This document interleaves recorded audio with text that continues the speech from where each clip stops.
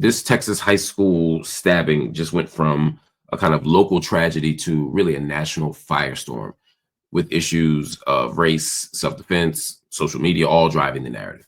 17-year-old Austin Metcalf is dead.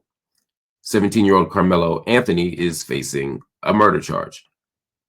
But it's not just about who stabbed who. It's about why. It's also about whose stories get believed. Police say the stabbing went down during a weather delay at a Frisco track meet. Metcalf reportedly told Anthony to move from under a tent. Anthony warned him, "Touch me and see what happens." That's when Metcalf allegedly grabbed him. And that's when Anthony pulled a knife, stabbed Metcalf once in the chest, and then ran. They say Metcalf died in his twin brother's arms. Anthony told police right away, "Look, I did it. I was protecting myself." He put his hands on me, and he asked if it could be considered self-defense. And his lawyers right now are asking for just that. A self-defense, a kind of affirmation of a self-defense claim. They're asking for the bond to be lowered from millions of dollars. Really, I'm sorry, to report it accurately, $1 million, $1 million. And they say that Karmelo has a right to tell his side of the story. But that don't stop the internet from doing what the internet does. There's already a GoFundMe page for Karmelo, which has raised over $230,000 before being taken down. It claimed that Metcalf, both of them, Metcalf twins, were bullies who tried to take Karmelo's stuff and who tried to break his phone. I'm going to show you this image of these boys because, look, I don't think the images always need to be shown, but sometimes they do. And this is one of those times. Just so y'all can peep this for yourselves. This is what we're talking about here. And so this photo comes out. Social media found an old pic of Austin and his twin holding rifles. Some users say it shows that he was a thug, not a clean-cut scholar like the media painted him to be, but a thug. Others say, hold up, he's just hunting. There's a deer in one of the pictures. He's from Texas. This is what they do. But now the combo has become intense. It's become deeply divided, and it's obviously become quite racialized.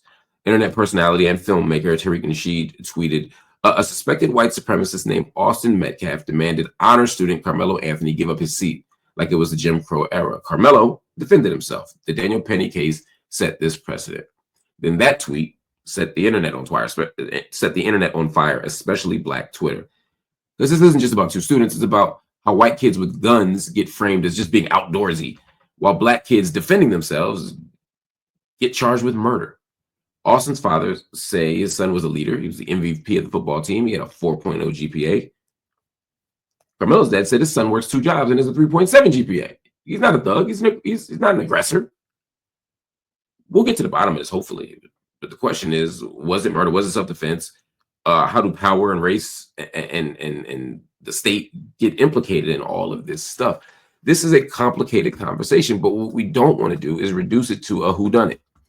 I don't want to reduce this conversation to a conversation about who did what and who was right or not. Whether this is an appropriate affirmative defense, whether it was self-defense, or whether it wasn't. All those questions, all those legal questions, all those criminal justice questions or criminal legal questions are appropriate to ask. They are fair and reasonable to raise. I'm not saying that you should not raise those questions. What I am saying is those can't be the only questions.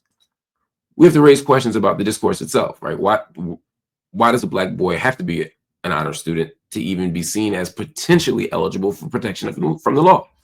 Why do white boys get the presumption of innocence even when they're carrying the very guns that get used as evidence of criminality with Black boys? These are the questions that we have to get at. When does the state decide to intervene? When do we decide to take people at their word about self-defense? And when do we decide that it merits greater investigation? Again, these are the questions, and hopefully we get to the bottom of it sooner than later. I know we'll get to the bottom of some of it, but the rest requires a certain level of maturity and patience and intellect from us. And I'm not sure that we're always willing and disciplined enough to show it.